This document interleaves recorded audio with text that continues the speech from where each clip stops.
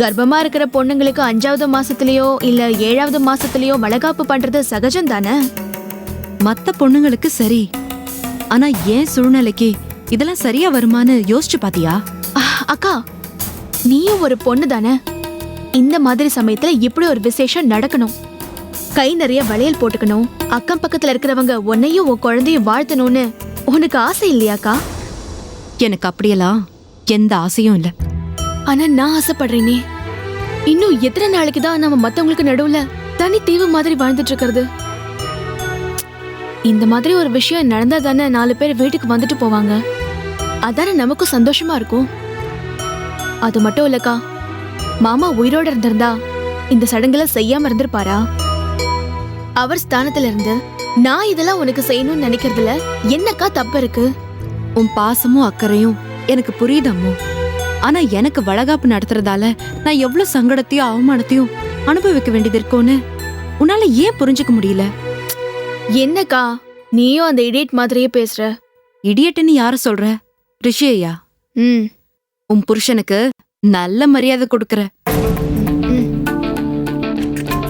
சரி, அதை விட இந்த விஷயத்த பத்தி நீ ரிஷி கிட்ட டிஸ்கஸ் பண்ணியா?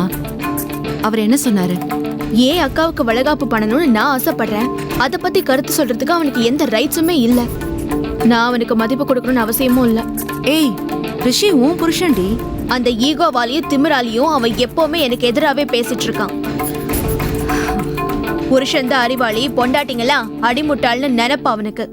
என் கேள்விக்கு இது பதில் இல்லாமோ. வளகாப்பு பத்தி ரிஷி என்ன சொன்னாரு? நடத்தலான்னு சொன்னாரா இல்ல வேண்டான்னு சொன்னாரா? வேண்டான்னு தான் சொன்னான். நான் என்ன சொன்னாலும் அதுல தப்பு கண்டுபிடிக்கிறதுல அவன் தெளிவா இருக்கான். இத மட்டும் எப்படிக்கா ஏத்துப்பான்? நீ சொன்னங்கிறதுக்காக ரிஷி இத மறுக்கலன்னு எனக்கு நல்லா தெரியும். வளகாப்பு வேணான்னு அவர் சொல்றதுக்கு வேற ஏதோ ஒரு காரணம் இருக்கு. அத பத்தி உன்கிட்ட நிச்சயம் சொல்லிருப்பாரு. சொன்னா விசேஷத்துக்கு வரவங்க வாயை வச்சுக்கிட்டு சும்மா இருக்க மாட்டாங்க. இந்த குழந்தைக்கு அப்பா யாரு, அவர் ஏன் விசேஷத்துக்கு வரலன்னு கேள்வி மேல கேள்வி கேட்டு உன்னை நோக்கடிப்பாங்களாம். நீ அவங்களுக்கு பதில் சொல்ல முடியாம சங்கடப்படுவியாம். ரிஷி சொல்றதெல்லாம் உண்மைதானே? எங்க இருந்தோ வந்த அவருக்கு கூட என்னோட சங்கடம் புரியுது. ஆனா கூட பிறந்த உனக்கு அதெல்லாம் புரியலங்கிறப்போ எனக்கு ரொம்ப கஷ்டமா இருக்குடி. அக்கா, நான் வேற எந்த உறவு இல்லைனாலும் பரவாயில்ல, புருஷங்கிற உறவு மட்டும் இருந்தா போதும். யார பத்தியும் கவலைப்படாம நீ ஆசைப்படுற எல்லா சடங்கு சம்பிரதாயத்தையும் செய்யலாம். யாரும் நம்மள கேள்வி கேட்க மாட்டாங்க. ஆனா இப்ப என் நிலைமை அப்படியா இருக்கு? புருஷனே இல்லாம நான் குழந்தை உண்டாயிருக்கேன். இதுக்கு பின்னால என்ன ரகசியம் இருக்குங்கிற கேள்விதானே இப்ப எல்லார் மனசுலயும் ஓடிட்டு இருக்கு. அத பத்தி வெளிப்படையா நம்மளால பேசவே முடியலங்கிறப்போ விசேஷமா அத எப்படி கொண்டாட முடியும்? அக்கா, வளகாப்ப நம்ம 4 பேரை வச்சு மட்டும் நடத்திக்க முடியாது. சொந்தம்னு கூப்பிடுறதுக்கு நமக்கு பெருசா ஜனமும் கிடையாது. அக்கம் பக்கத்துல இருக்கிறவங்கள வச்சுதான் இதை கூப்பிட்டு செய்யணும். ஆனா சுத்தி இருக்கிற எல்லாரும் என்ன ஒழுக்கம் கெட்டவன்னு நினைக்கிறாங்க. இந்த குழந்தைய மையமா வச்சு என்னை பத்தி அசிங்க அசிங்கமா பேசுறாங்க. விசேஷம்னு வீட்டுக்கு கூப்பிட்டா மட்டும் அவங்க நாகரிகமா நடந்துப்பாங்களா? இவ்ளோ நாளா தள்ளி நின்னு பேசினத பக்கத்துல நின்னு பேசுவாங்க. தனித்தனியா என்ன கரிச்சு கொட்டுவாங்க. ஒன்னா நின்னு என்ன அசிங்கப்படுத்துவாங்க. வீட்டுக்கு வெளியே நான் அனுபவிச்ச அவமானத்தை எல்லாம் வீட்டுக்குள்ள அனுபவிக்கிற மாதிரி ஆயிடும். அப்படியெல்லாம் நடக்கணும்னு நீ ஆசைப்படுறியா? அந்த அசிங்கம் அவமானம் எல்லாம் கூட எனக்கு பழகி போச்சுன்னு வச்சுக்கோ. இது வரைக்கும் என்னை பத்தி ரொம்ப மட்டமா வக்கரமா அவங்க என்னென்னமோ நினைச்சிருப்பாங்க. அந்த வக்கரமான நினைப்பெல்லாம் கேள்வியா கேட்டாங்கன்னா என்னால என்னடி பதில் சொல்ல முடியும்? மத்த கேள்வியை விட நம்மள நோகடிக்கிறதுக்கு இந்த குழந்தையோட அப்பா யாருங்கிற ஒரே ஒரு கேள்வி போதுமே. நம்ம மேல எந்த தப்பும் இல்லைங்கிறப்போ தைரியமா நெஞ்சு நிமித்திக்கிட்டு பதில் சொல்லலாம். ஆனா அதுக்கான சூழ்நிலை இன்னும் வரலையடி. வளகாப்புங்கிற பேர்ல நீயே அந்த நெருக்கடியை ஏன் உருவாக்குற? என்ன சந்தோஷப்படுத்தி பாக்குறதுதான் உன் நோக்கம்னா இந்த ஆசைய இதோட விட்டுடு. ஊர் கூடி வாழ்த்து சொல்றதை விட ஊர் கூடி என்ன அசிங்கப்படுத்தாம இருக்கிறது எவ்வளவோ மேல்டி.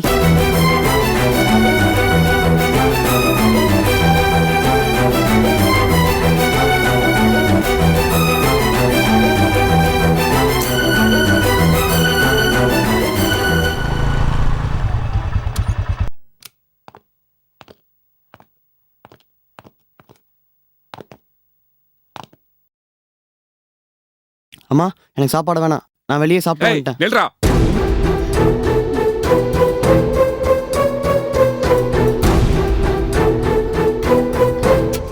ஏய், யாரா அந்த பொண்ணு? யாரப்பா கேட்குறீங்க? ரோட்ல நின்னு வழிஞ்சிட்டு இருந்தேன்ல, அந்த பொண்ணை தான் கேக்குறேன். யாரு? காலேஜ் முடிச்சுட்டு அப்படியே ஃப்ரெண்ட்ஸ் கூட சினிமா போயிட்டு வந்தேன்ப்பா. நீங்க சொல்ற மாதிரி நான் யார்கிட்டயும் பேசிட்டு இல்ல. பெத்தப்பாங்கிட்ட போய் சொல்றேன். என்ன திமிரு உனக்கு? என்ன நினைச்சிட்டு இருக்க மனசுல? அவளுக்கு மேல வளர்ந்த பிள்ளை இப்படி போட்டு அடிச்சிட்டு இருக்கீங்க. அன்னைக்கே சொன்னேன்ல அவனுக்கு வக்காலத்து வாங்காதன்னு. சின்ன பிள்ளையா இருந்தா புத்திமதி சொல்லலாம். தோளுக்கு மேல வளர்ந்துட்டால, அடிச்சா தப்பு இல்ல. சொல்றா. யாரா அந்த பொண்ணு? சொல்றே இல்லையா? பொறுமையா கேளு சொல்றேன்ல. கிரிமினல்ஸ் எல்லாம் என் கண்ணை பார்த்தா போய் சொல்ல மாட்டாங்க, பயப்படுவாங்க. எனக்கு பொண்ணுட்டு போய் சொல்றியா? சொல்றா. யாரா அந்த பொண்ணு? சொல்றா. வாய் திறந்து சொல்றா. ஏய், சொல்றா. யாருன்னு சொல்லேடா. இங்க பார், மரியாதை அந்த பொண்ணு யாருன்னு சொல்லிட்டு சொல்லு, இல்ல அடிச்ச கொன்னுடுவேன். ஏன்டா அடி வாங்கி சாகுற? சொல்லுடா. சொல்றா. ஏய், உனக்கு அந்த பொண்ணுக்கு என்ன கனெக்ஷன் இருக்கு? மரியாதையா சொல்லிடு. சொல்றாங்கல, சொல்றா. சொல்லேடா தயவு செஞ்சு. அவ பேர் பூஜாமா, என் கிளாஸ் தான் படிக்கிறா. அவளை நான் சின்சியரா லவ் பண்றேம்மா.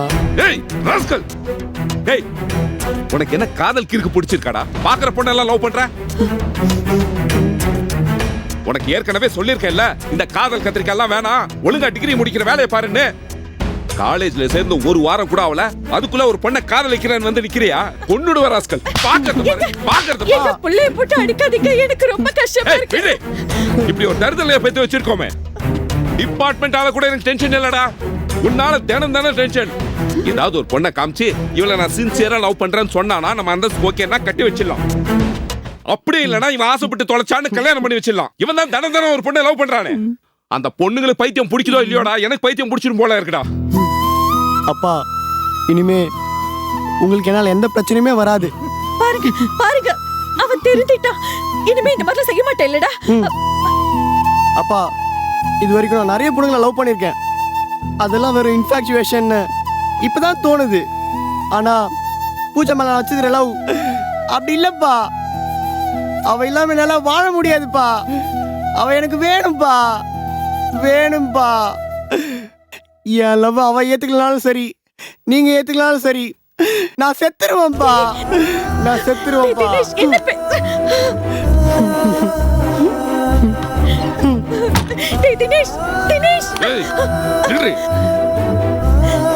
இவனை இப்படியே விட்டோன்னு வையே, சரியா வர மாட்டான். எவளாவது ஒரு பொண்ணு பின்னாடி போய் விஷத்தை குடிச்சு செத்தாலும் செத்துருவான். அப்புறம் நீ நானும் வயித்துல அடிச்சுட்டு புள்ள போயிடுச்சுன்னு சொன்னா ஒரு பிரயோஜனமும் இல்ல. என்னங்க இப்படி எல்லாம் சொல்லி என்ன பயமுறுத்துறீங்க? பயமுறுத்தலடி, உண்மையதாண்டி சொல்றேன். படிச்சு கிழிச்சதெல்லாம் போதும். ஏதாவது ஒரு நல்ல பொண்ணை பார்த்து கல்யாணம் பண்ணி வச்சிடலாம். நான் ஏதாவது பிசினஸ் வேணா செட் பண்ணி கொடுத்துறேன். நீங்க சொல்றதெல்லாம் சரிதான், ஆனா இவன் ஒத்துக்க மாட்டானே. நான் ஒத்துக்க வைக்கிறேன்டி. நிரபராதிய கூட நான் தான் குற்றத்தை செஞ்சேன்னு குற்றவாளி ஆக்கணுவன் நானு. இவன் மனசை மாத்துறது ஒண்ணும் எனக்கு பெரிய வேலை இல்ல. போ, நீ போய் தூங்கு. ஏய், எங்க போற? புள்ள அழுதுகிட்டே போய் தூங்கு. போடி போடி.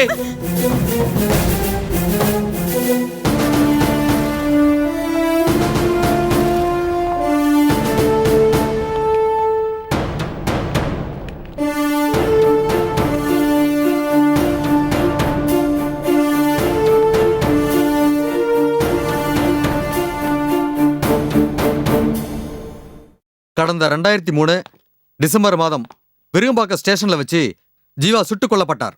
அவர் சுட்டது கான்ஸ்டபிள் கோபி. சுட சொன்னது அப்போ அந்த ஸ்டேஷன் இன்ஸ்பெக்டரா இருந்த கருணாகரன்.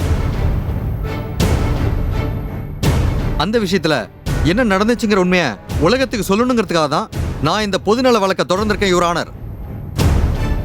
கான்ஸ்டபிள் கோபியுடைய ஒப்புதல் வாக்குமூலம் தான் இந்த வழக்குடைய ஆதாரம் யுவர் ஆனர். அவருடைய வாக்குமூலத்தை கோர்ட்டில் பதிவு செய்ய கணம் கோட்டார் அவர்கள் அனுமதி அளிக்குமாறு தாழ்மையுடன் கேட்டுக்கொள்கிறேன். Yes, permission granted. Thank you your honour. Gopi, Gopi, Gopi. என்னங்க? பயப்படாத.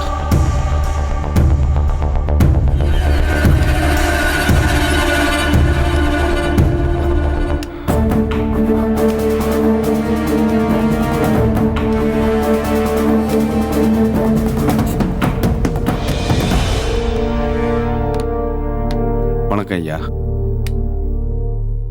கோபி சார். ஜீவாவோட கொலை பற்றிய பின்னணிய முழு விவரத்தையும் ஐயா கிட்ட சொல்லுங்க. சரிங்க ஐயா. மதன் ஆட்டோமொபைல் கம்பெனியில் ஜீவா ஃபோர்மேனாக இருந்தாருங்க. தொழிலாளர்கள் போனஸ் விஷயமா ஃபேக்டரி மேனேஜர் வரதனுக்கும் ஜீவாவுக்கும் அடிக்கடி வாக்குவாதம் நடக்கும்.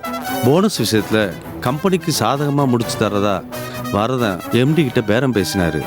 அவர் கேட்ட பணத்தை கொடுக்கலைன்னா கம்பெனி கணக்கு வழக்கில் இருக்க கோல்மாலையெல்லாம் காட்டி கொடுத்துருவேன்னு வரதன் எம்டியை மிரட்டியிருக்காரு. இதனால் எம்டி வரதனை கொண்டுட்டு ஜீவா மேலே கொலைப்பொலியை போட்டுட்டாரு. இதுக்கு உடந்தையாக இருந்தது இன்ஸ்பெக்டர் கருணாகரன்.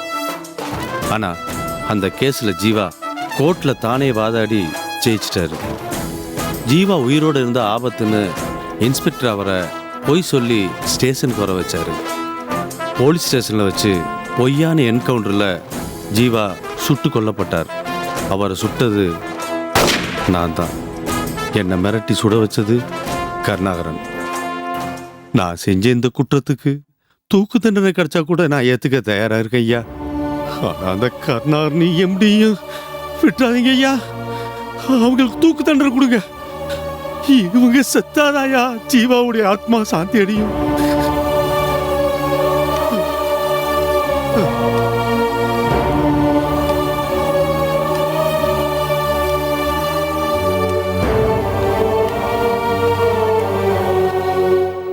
நம்ம நாட்டில் நடக்கிற எல்லா அநியாயத்துக்கும் பணமும் அதிகாரம் தான் காரணமா இருக்குங்கிறதுக்கு இதை விட உதாரணம் தேவையில்லை யுவர் ஆனர். ஜீவாவை கொன்னதுக்காக கருணாகரனுக்கும் மதனுக்கும் கடுமையான தண்டனை வழங்கப்படணும். வரதன் கொலை கேஸ் மறு விசாரணை செய்யப்பட்டு உண்மையான குற்றவாளி தண்டிக்கப்பட வேண்டும். கணம் கோட்டார் அவர்கள் அதுக்கான உத்தரவு வழங்குமாறு தாழ்மையுடன் கேட்டுக்கொள்கிறேன். That's all your honour. இந்த குற்றச்சாட்டுக்கு என்ன பதில் சொல்ல போறீங்க? Yes your honour. இந்த பொதுநல வழக்கு மதிப்புமிக்க நீதிமன்றத்தின் நேரத்தையும் நீதி அரசரின் நேரத்தையும் வீணடிப்பதற்காகவே போடப்பட்டிருக்கிறது என்று நான் நினைக்கிறேன். கருணாகரன் அசிஸ்டன்ட் கமிஷனருங்கிற கௌரவமான பதவியில் இருக்காரு. மதன் தொழில்துறையில உயர்ந்த ஸ்தானத்துல இருக்காரு. இவருடைய நட்பெயருக்கு களங்கம் ஏற்படுத்தணும் அல்லது இவங்களை மிரட்டி ஏதாவது ஆதாயம் அடையணுங்கிற காரணத்துக்காகவே இந்த வழக்கு போடப்பட்டிருக்கு. கருணாகரன் மேலதிகாரியா இருக்கிறதுனால அவரை பழி வாங்குறதுக்காக கூட கோபி இப்படி பண்ணிருக்கலாம். இல்லை யுவர் ஆனர். என்னுடைய கட்சிக்காரர் கோபி மனசாட்சிக்கு பயப்படுற ஒரு சாதாரண சராசரி மனுஷன். அதனாலதான் 10 வருஷமா சராசரி வாழ்க்கைய அவரால் வாழ முடியல. ஒரு அப்பாவிய கொண்டுட்டன்ற குற்ற உணர்ச்சியில இத்தனை வருஷமா தவிச்சிட்டு இருக்காரு. 2 தடவை தற்கொலைக்கு முயற்சி பண்ணிருக்காரு யுவர் ஆனர். அந்த மனசாட்சிக்கு பயந்துதான் கோபி இன்னைக்கு கோர்ட்டு படி ஏறி இருக்கார். தான் போட்ட பொதுநல வழக்கை நியாயப்படுத்துவதற்காகவே எதிர்தரப்பு வக்கீல் இல்லாத கதையெல்லாம் சொல்கிறார் யுவர் ஆனர். கோபி 10 வருஷமா என்ன செஞ்சிட்டு இருந்தாருங்கிற கேள்விக்கு அவர் சொல்ற காரணம் ஏத்துக்கிற மாதிரி எதுவுமே இல்லை. வணக்கத்திற்குரிய இந்த நீதிமன்றத்தில் தீர்ப்பு சொல்லப்பட வேண்டிய வழக்குகள் நிறைய இருக்கின்றன. ஆனால் தன்னை எல்லோரும் கவனிக்க வேண்டும், தான் பிரபலமாக வேண்டும் என்பதற்காகவே எதிர்தரப்பு வக்கீல் முடிந்து போன கேஸை தோண்டி எடுத்து இந்த கோர்ட்டின் நேரத்தை வீணடித்துக் கொண்டிருக்கிறார்.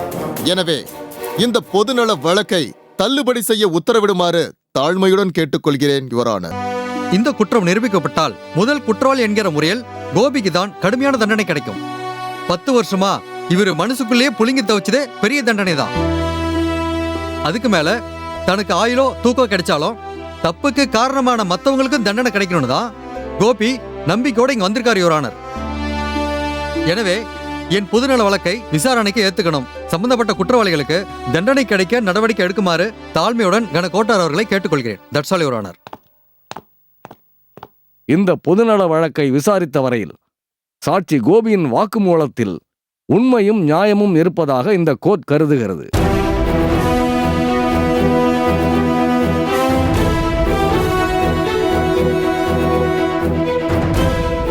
சம்பந்தப்பட்டவர்களோடு நேரடியாக பேரம் பேசாமல் கோர்ட்டை நாடியதிலிருந்தே அதில் எந்த உள்நோக்கமும் இல்லை என்பதையும் இந்த நீதிமன்றம் ஏற்றுக்கொள்கிறது.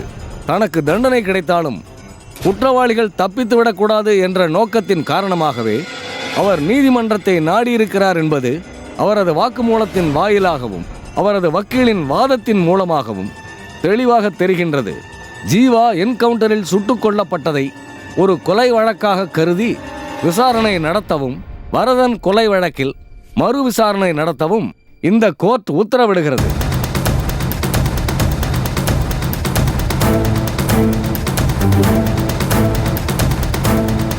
வாங்க போலாம்.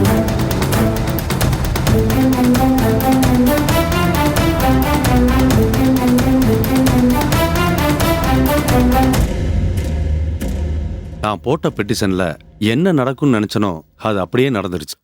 மேனேஜர் வரதனுடைய கொலை வழக்க மறு விசாரணை பண்ணணும், ஜீவாவுடைய என்கவுண்டரை கொலை வழக்கா எடுத்து விசாரிக்கணும்னு கோர்ட் உத்தரவு போட்டுருச்சுமா. நம்ம போராட்டத்துக்கு கிடைச்ச முதல் வெற்றிமா இது. இதனுடைய இறுதி முடிவும் நமக்கு சாதகமாதாமா இருக்கும். எதை வச்சு இவ்வளவு நம்பிக்கையா சொல்றீங்க? 10 வருஷத்துக்கு முன்னால நடந்த விஷயத்த நாம இப்ப குழி தோண்டி எடுத்திருக்கோம். பொதுவா இந்த மாதிரி கேஸ்ல சின்னதா ஒரு நெருடல் இருந்தா கூட பெட்டிஷனை ஏத்துக்காம தள்ளுபடி பண்ணிடுவாங்க. ஆனா நீதிபதி என்னுடைய பெட்டிஷனை ஏத்துக்கிட்டு விசாரணைக்கு உத்தரவு போட்டிருக்காரு. நம்ம ஜெயிக்க போறோன்றதுக்கு இதுவே நல்ல அறிகுறி தானம்மா. எனக்கு அப்படி தோணலைங்க.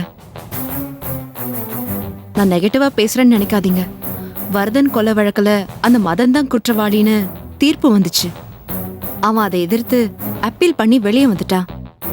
பணம் இருந்தா எது வேணாலும் நடக்குங்கிறதுக்கு இதை விட வேற என்ன உதாரணம் வேணும்? சட்டம் எப்பவும் சாட்சியை தான் நம்பும், உண்மையை நம்பாதுன்னு ஜீவா அடிக்கடி சொல்லிட்டு இருப்பாரு. அவர் கேஸ்லயும் உண்மை எடுபடாம போயிடுமோன்னு எனக்கு கவலையா இருக்கு. கருப்பு கோட்டு போட்ட எல்லா வக்கீலும் தன்னோட கட்சிக்காரங்க ஜெயிக்கணும்னு தான் கவலைப்படுவாங்க. ஆனா நம்ம லாயர் கணேஷ் நீதி ஜெயிக்கணும்னு கவலைப்படுற மனுஷம்மா. ஜீவா தொழிலாளிங்க உரிமைக்காக போராடினாரு. கணேஷ் சார் தர்மத்தை காப்பாத்துறதுக்காக ஒத்த ஆளா போராடிட்டு இருக்காருமா. எனக்கு என்னமோ தெரியல, அவரை பாக்குறப்பெல்லாம் எனக்கு ஜீவாவை பாக்குற மாதிரியே இருக்குமா.